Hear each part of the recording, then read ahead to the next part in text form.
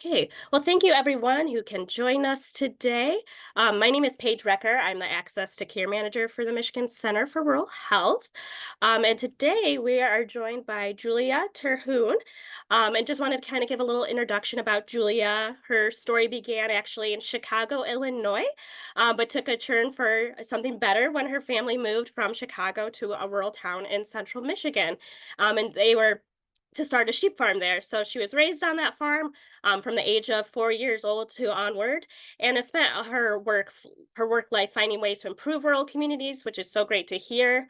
She started her career at MSU Extension as a community nutrition program instructor, and has also spent 7 years working at as the assistant director of the leadership and rural medicine programs. And she has also taught communication courses at Alma College and community development courses at Delta College. She is currently the communications manager for admissions and academic affairs at Michigan State University's College of Human Medicine and is getting her doctoral degree at MSU, where she is studying communication, information, and media efforts to promote a rural healthcare workforce. So great to hear. I know a lot of our attendants joining us today is really interested in the healthcare workforce. So we're excited to have Julia here to present. And she currently lives in Owasso with her family and is excited to speak with you all today on interpersonal communication tactics to improve the rural workforce. So I'll turn it over to you, Julia, and we'll, I guess, probably wait for questions at the end of your presentation, and I'll monitor that. But go ahead, Julia. Thank you for for coming to us today. Great. Thank you so much, Paige. It is a pleasure to be here today. This is something that I'm really excited about because it's something that is very, very common, but oftentimes taken for granted. And that is our interpersonal communication when we are trying to recruit, train, and retain individuals in our rural healthcare workforce. But before I begin, I like to bring the audience in, and I have 19 people on this call right now. And so we're going to start with a little bit of an activity. And what I'm going to have you do is I want you to take out a piece of paper, or you can open up a Word document, whatever you want to do. And I want you to imagine that you are in a job interview, or I want you to imagine that you're talking with a close coworker, somebody that you know, but that you work with. And what I want you to do is I want you to make this little box either in your Word document, or I want you to do it on your piece of paper. And I want you just to fill in things if you're in that interview or if you're talking with that coworker. Fill in this box based off of the pieces that that they would know and you would know. So right here, you're going to have things that they would know and things that you are conscious of while you're talking to them. And then same thing here, things that they might know, but you might not be conscious of when you're talking with them. And then going down the matrix, we have things that you know, but they would never know, and things that they don't know and you don't even know. Right? We're going to do this really fun brain experiment, but I want you to start thinking about these various things that might fit into those boxes. So take a moment to just fill that out. And I'm going to time it, and I'm going to give everybody just 1 minute because I really want the things that are salient, the things that are front of mind to just be put into those boxes.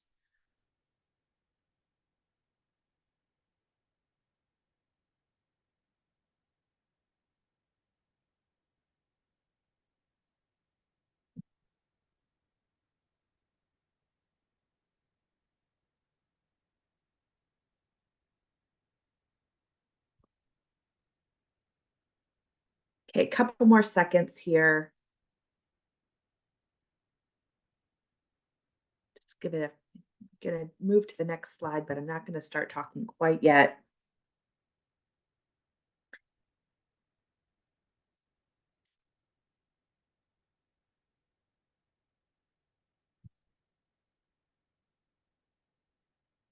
Okay, so it's been a minute. And if anybody's willing to unmute and tell me what are some of the things that they put in these boxes, that would be really awesome to just hear what somebody said, the scenario you picked, and maybe what you put in one of those boxes. If anybody's willing to unmute and just start talking to us, that would be great.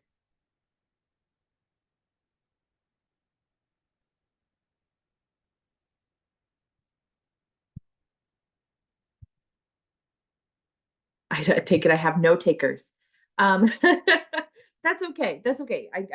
You're not obligated to participate in this. I can talk for everyone, but I put in the scenario of being on a job interview, and I filled in this box according to what are some basic easy things that were salient in my mind when people are doing that job interview.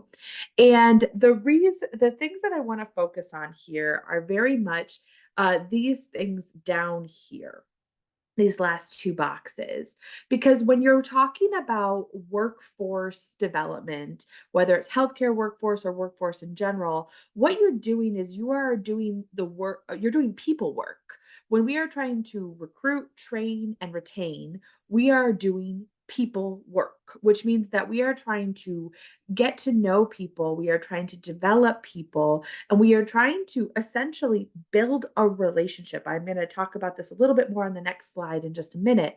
And how that occurs is that you have to understand the person that you're talking to. And so, if someone walks into the room, you're going to understand some very basic things, their appearance, you're going to get a sense for their personality, and then obviously you're going to know what you know about them or what they tell you in those immediate pieces. But you don't necessarily you don't know a lot of other things. You don't know about their past. You don't know about their concerns. You don't know the full breadth and depths of their talents, abilities, and skills. So you might see on a resume that they have specialized software ability or that they are excellent at written communication. But until you really get a chance to know and see their work, you don't know these things. And the reason I use this little activity is twofold. Number one, this little activity is based off of the theory or the model of communication, interpersonal communication, called Jahardi's window. And Jahardi, I have a fun little fun little what about my mind's blanking trivia question when I ask students when I teach about the Jahardi window with students, and I say, well, what does Jahardi mean? And I always ask, does it mean, is it an acronym for something? Is it based off of a proverb or a tale? And students go all over the place and say, what is it? What is it? It's the authors of the Jahardi window. It's their two last names mashed together. That's what the Jahardi window is. That's why it's called what it's called. But it's this idea that every time you're engaging with somebody in interpersonal communication, you're engaging with them with things that they know about themselves, that you know about them, and vice versa in all times. And what happens is that over time, the things that are over here in this far right corner of the window eventually start to move into the far left corner. And that is how relationships develop and change over time, is that we take things that we know about ourselves or that we know about others, and we combine these two things to form that relationship. So there are things that we don't know about ourselves that come out through relationships with other people. And a lot of those are unspoken and untapped potentials, skills, abilities, experiences that are going to then develop our relationship with ourselves and with others. And I'm going to return to this idea in just a little bit in my presentation, but I want to really hound on two things. Number one, remembering that relationships change over time and they change through interpersonal communication. And number two, that this is a model of understanding that change over time. And so it's going to be pertinent in just a minute, but I want you to really situate that in your mind. Because we uncover all these pieces through interpersonal communication, and interpersonal communication can look like questions, it looks like conversations, it looks like experiences. And if you want to recruit somebody, you want to retain somebody, and you eventually want to develop and train somebody, you have to be willing to have those relationships and let those relationships change. So I put this little slide here because I could get on a tangent about interpersonal communication with just general workforce development, but I'm interested, and I assume you are interested in rural healthcare workforce development. That's why we're talking. And I want to say that it's important to talk about interpersonal communication because we have really specific and unique barriers in rural communities and rural healthcare specifically that we need to address. Number one, there's been a huge shift in the workforce since COVID-19. And this was a problem pre-COVID, was a workforce shift. When we take a look at physician shortages, we're talking about rural communities. When we talk about mental health care shortages, we're talking about rural communities. When we are thinking about the number of physicians we need, just in general, we're talking about rural communities. And then when we talk about hospital closures, when we talk about inadequate staffing with other departments such as nursing and administration, we're talking about acute and specific barriers that are present in rural communities. But then COVID-19 hit, and we have an even greater shift in all of that workforce development. So retention is really, really important. The other thing that we know we know this empirically, and I'm sure many of you know this firsthand, but patient acuity, both in both directions, that sometimes things, you don't always have a bustling OB-GYN labor and delivery ward. Sometimes it's feast and famine versus the other side, which is sometimes you have patients that have such high acuity because they are from an underserved community. They have low access to healthcare resources. You have high poverty rates.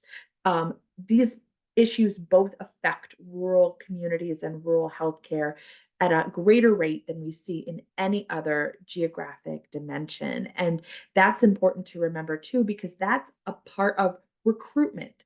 So, COVID-19, we're talking about retention, patient acuity, we're talking about recruitment. And then we have two other things that we know empirically about rural communities, which is that oftentimes when you do recruit somebody to a rural community, if they don't have familial ties there, we might be dealing with isolation or cultural or environmental concerns. Environment being like, where am I going to live? Where are my kids going to go to school? What kind of recreational opportunities do I have? Though that's what I mean by environment, just to clarify there. So isolation and culture and environment are our concerns regarding training and retention. So all of these things are specific to rural communities. But what we do know is that we are successful at recruiting, training, and retaining rural physicians and rural nurses, rural pharmacists, all aspects of the rural healthcare workforce when there are four things embedded into our rural healthcare systems and or communities. So when we know somebody has a familial tie, meaning that they have a spouse that's from a rural community or they have family from that place. That is a big recruitment tool that we can use. We also know if they've had any sort of lived experience in rural communities that there is a statistically significant shift in retention, but the greater retention tool that we have is education in rural communities, which is why so many institutions interested in health equity are putting that rural experience into their curriculum so that we can get students, whether they be nursing students, doctors, even finding marketers and agricultural or administrative students who are interested in serving a rural community. Getting them educational experience is going to help recruit them to that community. And then most recently, there's been a lot of research done on the financial incentive that is available through government subsidies or through loan repayment, and how those financial incentives are fantastic opportunities to recruit, retain, and train a healthcare workforce in a rural community. But the thing is that whether we are going to be attacking the barriers or we're going to be working on what works, we have to understand that what we're trying to do is build a relationship with these individuals. And that is what is going to make up our healthcare workforce is those individuals and the relationships and the ties that we make with them, moving them to a place where they feel a sense of belonging and they feel that they are making a difference in our rural communities and are going to stay. And so I want to take just a step back for just a minute and say that the reason I'm so passionate about this is because it is through those individual relationships and those individual recruitment efforts that we're going to build something bigger because that's what every organization is made up of. It's made up of individuals. And so we have to start thinking about it that way. On top of that, when we're talking about rural recruitment and retention and development in our healthcare workforce, we are talking different numbers than what we'd be talking at a large urban center. And that is actually to our benefit in a rural community. That's a benefit. So when you're saying, my healthcare institution has 71 beds, and I am looking to hire two primary care providers for those 71 beds. You have a real opportunity there. And sometimes I think that that is talked about in different circles in different ways that, oh, this is, why would I go there? There's only two positions open, or you only have two positions open at that facility. But the truth is, we can frame that differently. Like, yeah, we have two positions open and we can really develop a relationship with somebody in a way that's meaningful. And so we know now a couple of things from this talk. We understand that relationships are all about this interpersonal communication that happens between two people, that it works to really, in a good relationship, we're working to bring out those unknown pieces to the known part of our Jahardi's window, where we are trying to understand what we truly bring to the table and understand our relationship with other people. We know that there are significant and statistically significant barriers and benefits to a rural workforce and retention of recruitment and retention of a rural workforce. And we understand that in order to beat down those barriers and do what we need to do to get our doctors, nurses, administrators, our phlebotomists, everybody, we need to start developing those relationships in a real way. And that it does go from the initial part of our relationship building to the development of that relationship, which will hopefully lead to retention as well. And so, to keep this conversation going, I want to talk about two interpersonal communication theories that I love. But I'm a nerd in that way, so I'm okay with that. And the two models that I want to talk about today are the relational dialects theory or the relational dialectic theory, however you want to say it, and the cultural identity theory. And these two theories I picked specifically for two reasons. Number one, they break apart the barriers that we have, where the relational dialects theory, or I'm going to call it RDT from now on, RDT really takes a look at how we can tackle that workforce shift and that patient acuity. And so we're talking about recruitment and development here. And the cultural identity theory can really tackle the question of isolation and that culture and environment question that we might, or barriers that we might have. And the other two reason why I picked these two theories is because I spent 7 years recruiting, training, and retaining rural medical students. And when I was working with students, and again, I would be working with small cohorts, like 6 students at a time, maybe a few more. But when I would be talking to them about our rural educational programs and trying to sell them, shall I say? I hate using that word because it sounds nefarious, but I that truly is what I'm trying to do. I'm trying to show them the needs of a rural community, the opportunities, the benefits, and what they're going to get there. The truth is, I was really using these two theories. And through my own research and my own career development, I was like, oh my gosh, this is what I'm doing. And so that's why I wanted to present to all of you today because um, in all communication theory, what you have is a measure of reality and theory. So you're like, huh, this is how this works, because what communication theorists do is they observe the world around them and then they try to systematically and scientifically make sense of it. So that's where this is coming from. So that's the two reasons. Number one is that I truly think that from a theoretical standpoint and an empirical standpoint, these things are getting to the heart of what we're doing. And then from my own lived experience, this is what I was doing, was trying to work with when I was trying to work with rural medical students. So RDT is based off of these four assumptions.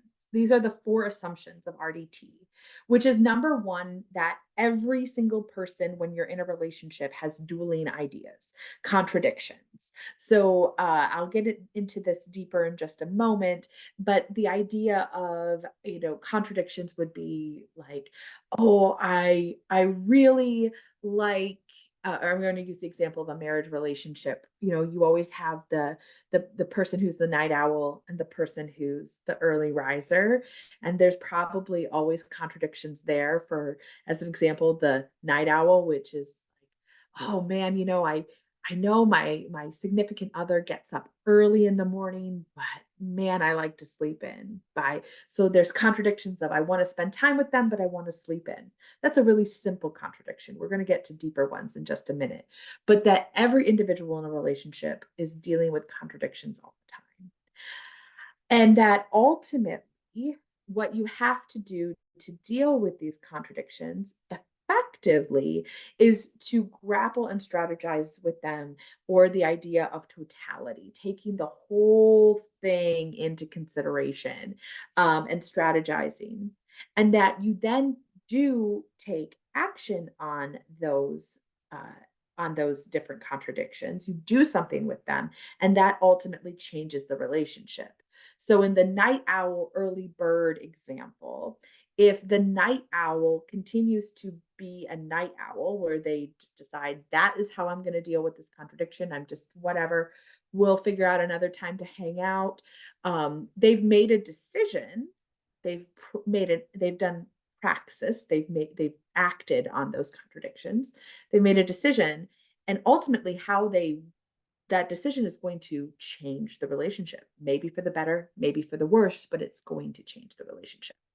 So I built a different model for all of you to take a look at this. And it also breaks apart this a little bit more.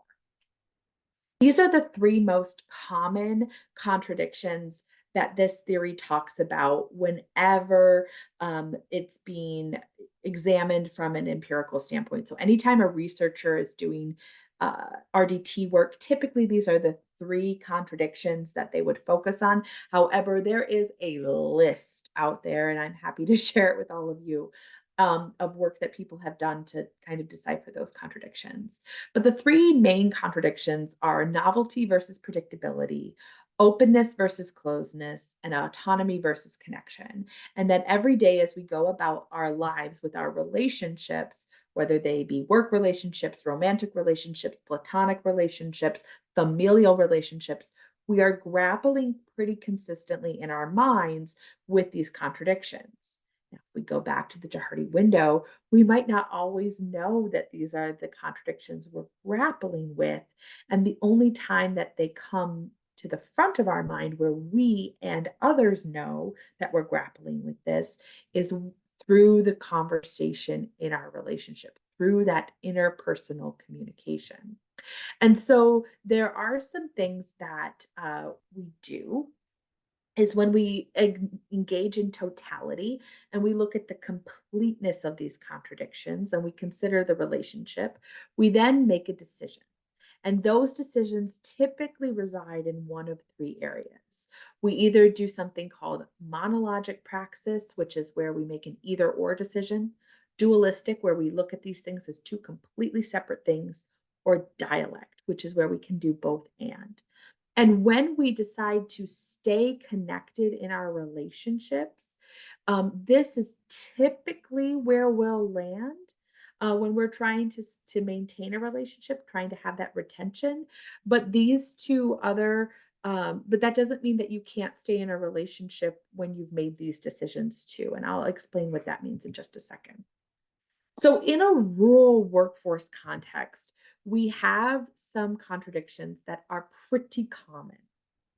Um, and so there is the novelty versus predictability, openness versus closeness, and autonomy versus connection. And so the common contradictions that we see when we're talking about novelty versus predictability, and we're talking about contradictions, is a healthcare staff member is going to be asking, am I going to see a lot of complex needs?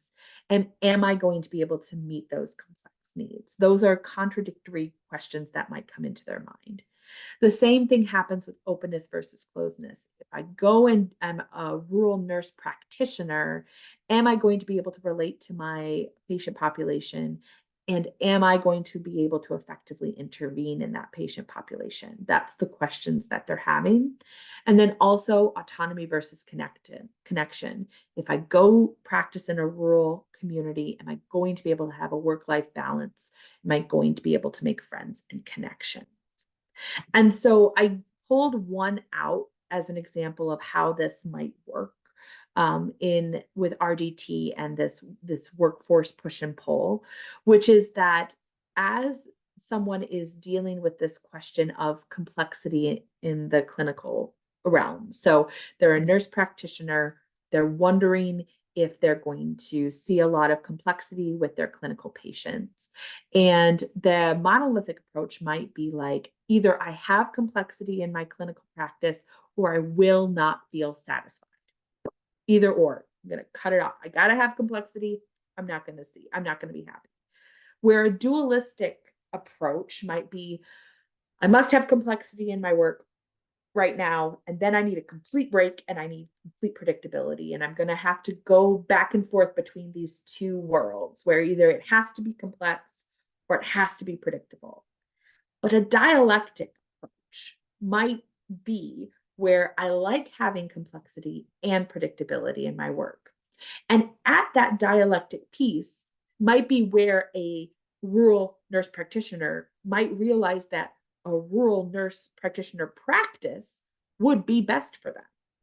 But if their decision is, I either have to have complexity or I'm not going to feel satisfied, then maybe the practice that they're looking at in a specific rural area might not be best. But if they can land here, they might be able to realize that. So, why am I telling you all of this? Well, because as we are going through our jobs and we're developing a rural healthcare workforce, that's really those contradictions that you're dealing with. When you're trying to recruit somebody to your practice, to your educational program, to your rural community, when you're doing any of those different things, you're the totality person. You're doing that interdependence work. And then when you have somebody in your practice and you're trying to develop and retain them as well, these are the contradictions that you actually might be dealing with is these various like verses. And it's your job to engage in effective interpersonal communication in order to help them realize their contradictions, to pull those from the unknown windows to the known windows, right? Going back to the Jahardi window, and then also what they're going to do with those contradictions. So here are some tools that you now that I want to give you when you're having those recruitment and retention questions, which is things like what are where is the push and pull in your mind? What is what thoughts are contradicting themselves in your head right now? Those are questions you might actually ask somebody who's coming to you and saying, "Man, this is so exciting. I really want to, I love your facility. I really think I want to work here as a primary care provider, an OB-GYN, a nurse practitioner, a COO, right? But I don't know. Are my kids going to have friends here? And then sitting with that person and asking them these questions and having them break apart these contradictions that they might be having allows them to realize, allows you to intervene and talk about where you think there's solutions to those contradictions, but also allows them to really decide if this is this is the place for them. And that's the thing that's really important. But it has to come from that interpersonal communication and being willing to sit down and grapple with that. And I bring this up because in the work I've done in rural healthcare workforce development with medical education, and what I engage with daily in my doctoral studies about rural healthcare workforce is we spend so much time on just trying to focus on the most likely candidate. Who's gonna be a shoo-in for our program? Who's gonna be an absolute yes? And that's great, and that's definitely an approach, but it doesn't always solve the problem, which is these contradictions that come across for people who might be fantastic fits, but have additional questions. And so, if we engage in that interpersonal communication and have that relationship building opportunity, we might actually recruit, train, and retain the best people for our healthcare facilities and the best people for our communities. But it's a little bit more work than just assuring that we're going to get the kid who went to the local high school and went to college and came back. That person does exist, and I will spend my life celebrating those people. But we also need to think about the fantastic people who are in our communities that maybe don't fit that exact model. It brings to light a story I'd like to share at this time, which is that I was working with a student who hadn't necessarily signed up right away to be part of our leadership in rural medicine programs, but had then gone into their clinical years in their medical education and came to my office and said, I've spent all this time in X rural community and I have all this clinical I think I might want a little bit of, academic credit for doing that. Can I join the program now? And we were figuring this out and trying to solve this and manage it.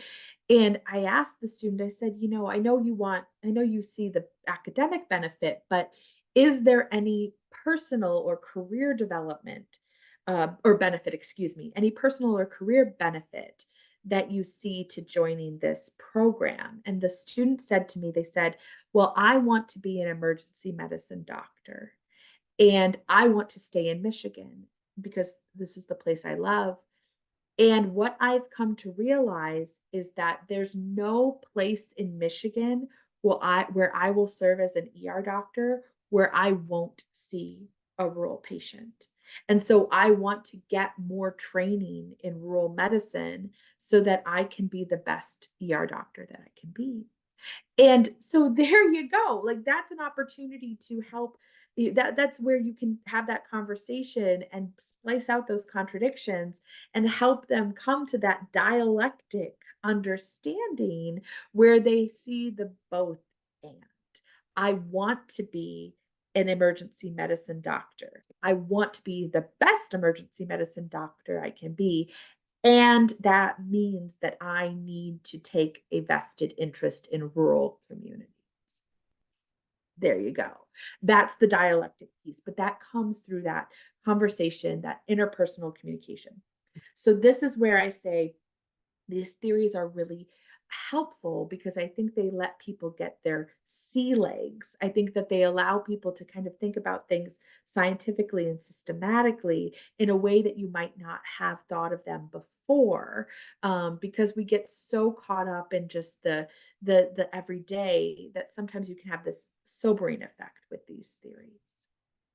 So, this is just part of my slides so that you can see it. It's everything I've been diatribing about right now, which is just that we have to guide our staffs, recruits through these contradictions so that we can find a good approach.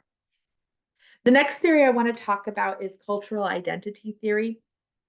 And this theory is really interesting because when we are inviting people to come to our healthcare facilities in these rural areas, we're also inviting them into our communities. And whether it be that they commute to our rural community or they live in our rural community, it doesn't matter. They're still going to be a part of that place.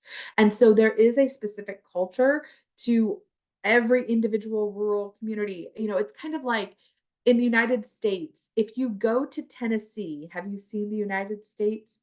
Absolutely not. And if you go just to Nashville, have you seen all of Tennessee? Absolutely not.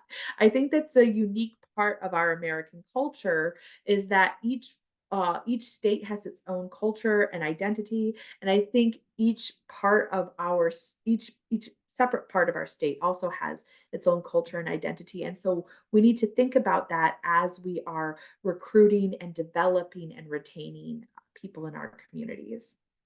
And so, a cultural identity theory is the understanding of a cultural's practice, norms, symbols, and meanings, and the acceptance of those things for oneself. This is something that is done with invitation and permission of the founding culture, and it's not appropriation. Appropriation is when you take someone else's culture and you use it for your own gain. So, I need to be very clear about that. So appropriation is where you say, I'm going to take this. I'm going to take a tartan, a Scottish tartan, and I'm going to use it to market to this section of Scotland for financial gain only, not to respect and care for their culture, but to only make money for myself. That is appropriation. Where cultural identity theory is where all of a sudden you're immersed in a culture, you're accepted by the founders or the initial persons within that culture, and you eventually accept that culture as your own, and that those cultural participants also accept you as part of that culture. So it's this bigger relationship piece. And just to situate everything, culture in these terms is defined as shared beliefs, rules, traditions that shape an individual's understanding of self and the world around them. So I wanted, if I can give another example here, cultural identity theory is very much as if you were to start attending a new church, where not only do you start accepting that church as your church, but that church body also starts accepting you as that church member. So just another example to kind of explain what I'm talking about here. And then I'm going to talk about identity in two parts. So, identity is made up of two pieces. So, there's the primary identity, which is the identity you have based off of your lived experience and your culture, and the situational identity, which is the identity you have based off of where you find yourself at this time. And this starts branching itself into some organizational communication. So, in the situational identity, is where we've branched off into a theory of organizational communication, which is made up of a couple of three specific identities, which is occupational, group, and organizational identity. So, occupational identity is who I am in relation to the job that I do. Group is who I am in the relation of people I work with. And organizational identity is who I am within that larger organization. And so those three things are things people are walking with every single day. It's their situational identity within the place that they work. And if they don't have a primary identity, okay, if they don't have an identity that's being supported outside of that situational identity, that's where you're going to lose people when you're talking about retention. So, when we talk about this in communication or organizational communication, one of the things we talk about is that lived environment. What are the things surrounding our organization where people work that let people have that primary identity, that let them feel like they can leave work and still be themselves, because the group identity and the organizational identity are going to kind of um, take over that situational identity. And so they need to have that outlet as well. And we know this empirically that these things are really important to manage. Now, I'm not here to tell you to build coffee shops and recreational centers in your rural community. That's not at all what I'm trying to say. But what I am going to ask you is, how is your organization going to address these identity issues and these cultural issues? So, what are the norms, symbols, and traditions of your organization and your community? And then, how do you invite people into that? How do you invite new recruits or people that you are trying to retain, or people that you are trying to develop? How are you inviting them into the culture of your community and into the culture of your organization? And then also, how are you asking them to contribute to that culture? Because that's equally important. It's not something that has to be gimmicky or markety. It has to be real. You have to think about, how are you inviting them to be a part of your culture, but also how are you inviting them to really be a part and possibly even change those things. And so, what this is called, what we're doing right here, all these questions, this is cultural hospitality. That's what that is. It's basically having an open hand to inviting people in, and also making sure that they feel like they can actually be a part of it and contribute to it as well.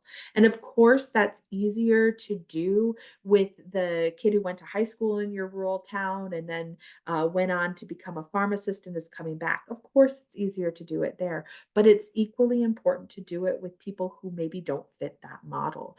And so, cultural hospitality. And so I'm going to leave some time for Q&A and things like that.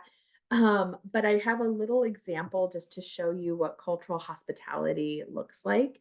And so here I have a nice hot beverage that many people probably like to have in the morning. And some people like to have their hot beverage at home, which is that why I have the mug. And some people like to get their hot beverage on the go. And so what we think about when we're thinking about hospitality is, if you are deciding to make hot beverages available in your rural community, or in your I'm sorry, in your organization, you probably are going to have a couple of options, which is that you're probably going to tell people, oh, here's a great coffee shop for you to go to on the way into work. And you might also have a nice beverage station in the break room or something like that. But you would think about that as basic hospitality. Where are people going to get hot beverages in the morning? Are there facilities in town, or do I have something within my organization that they can partake in? And that is the baseline of what we need to do, but we can also think about it in the things that people like to add to their hot beverages. Some people milk, some people like flavored coffee beans. Some people like to add sweetness to their coffee, and some people like things that maybe we would never put into coffee, right? Or tea or whatever it is that you're drinking. We would never put pineapple in, but some people might like that. And ultimately, hospitality is thinking about, how can I ensure that the people that I'm trying to care for, the relationships that I'm trying to build with them, can account for the way that they enjoy their hot beverage. And so the same thing goes when we're trying to be culturally hospitable within our organizations and within our communities. How are we, are we ensuring that there are ways that people can be cared for, even if it's not necessarily ways that we would think that we are cared for? There's always that argument on social media about, does pineapple belong on pizza? And what I always like to say is, no, pineapple just does or does not belong on your pizza. You can't say that pineapple doesn't belong on pizza, but it might not belong on yours, or it might belong on yours. And so, thinking about that in terms of hospitality, how are we creating systems in place that can promote that so that the people who like chocolate in their coffee can have it, and the people who like milk in their coffee can have it, and the people who like pineapple in their coffee can have it?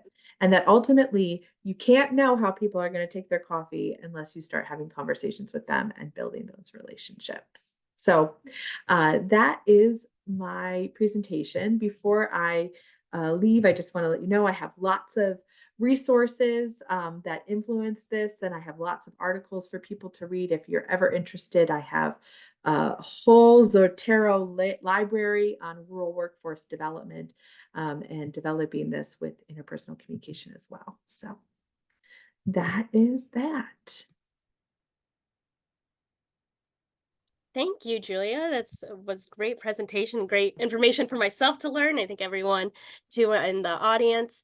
I'm just going to give everyone a minute. I think if you want to raise your hand, I realized on Zoom webinar, I don't think they're able to speak. So sorry at the beginning when you were going through that activity. I realized I don't think they're be able to. So either if you want to put your question in the chat, or there's a Q&A section, or if you want to, I believe, can raise your hand and then I can unmute you to speak. But we do have one in the Q&A I see from Carrie. Do you have any insight on how healthcare facilities can implement these ideas into their onboarding process to build that hospitality during that first interaction? I love this question, and I do have an answer for it. It's my other love, which is strategic communication planning. Okay.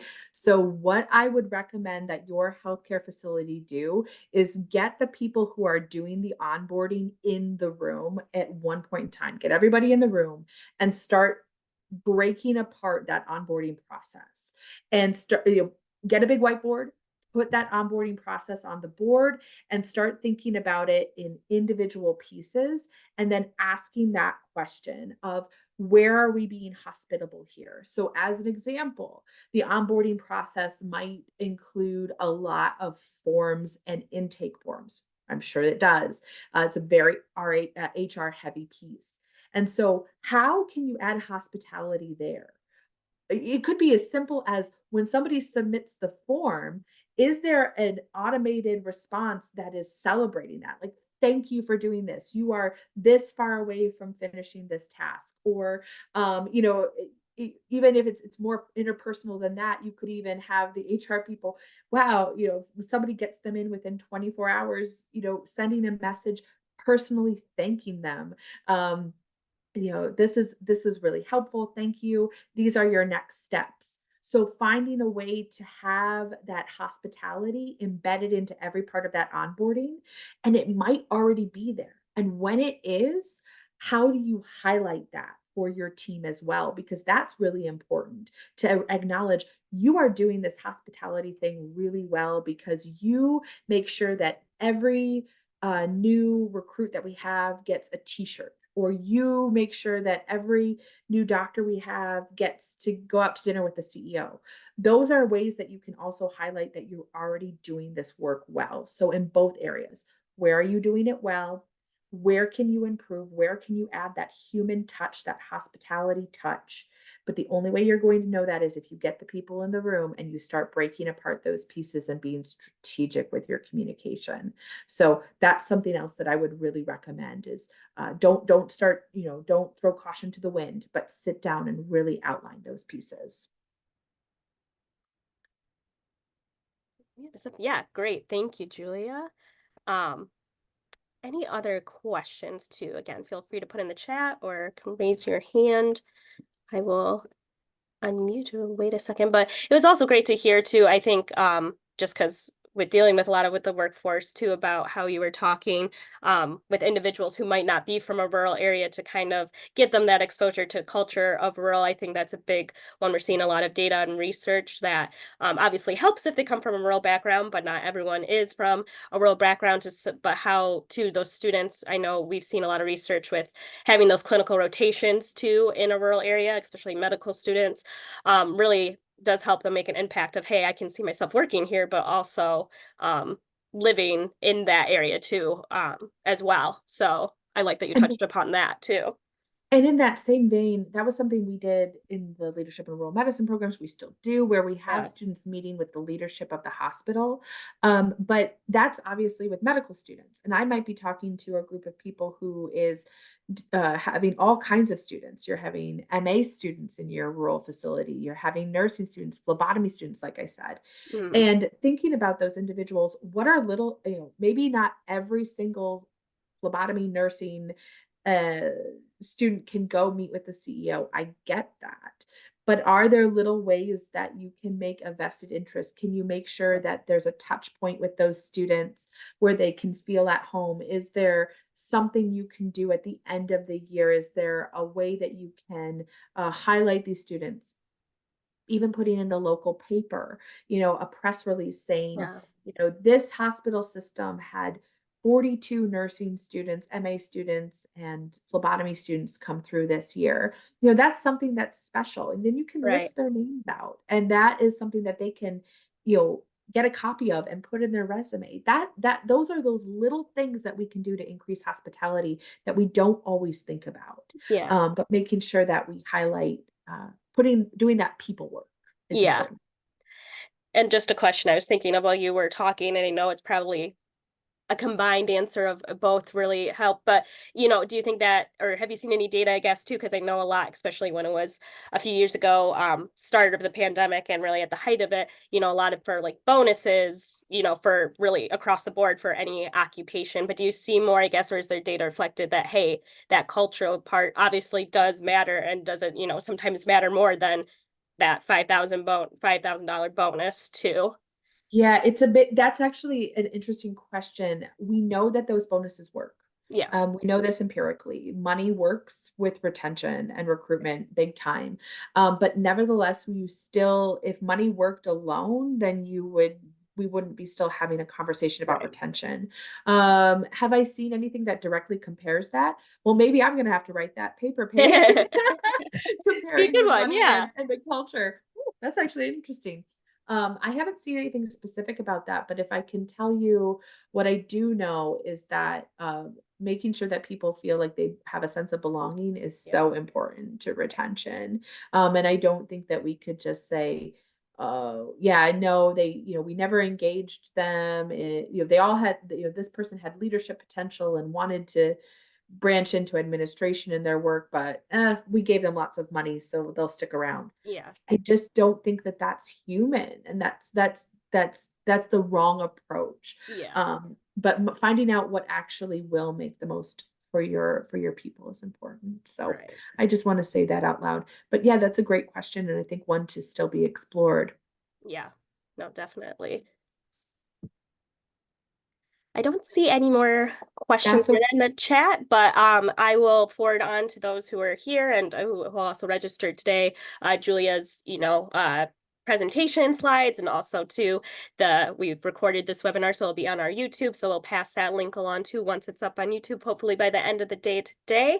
And I'll pass along Julia's contact information if anyone does have any further questions later down the road, because I think this is very helpful information, not being in the organization myself, but I know a lot who are on the call today deal a lot with HR, workforce, and has been a common theme just hearing about communications too. So I think this has been great, Julia. So thank you so much for coming Thank you. today. And yeah, we're so thankful that you were able to present on this.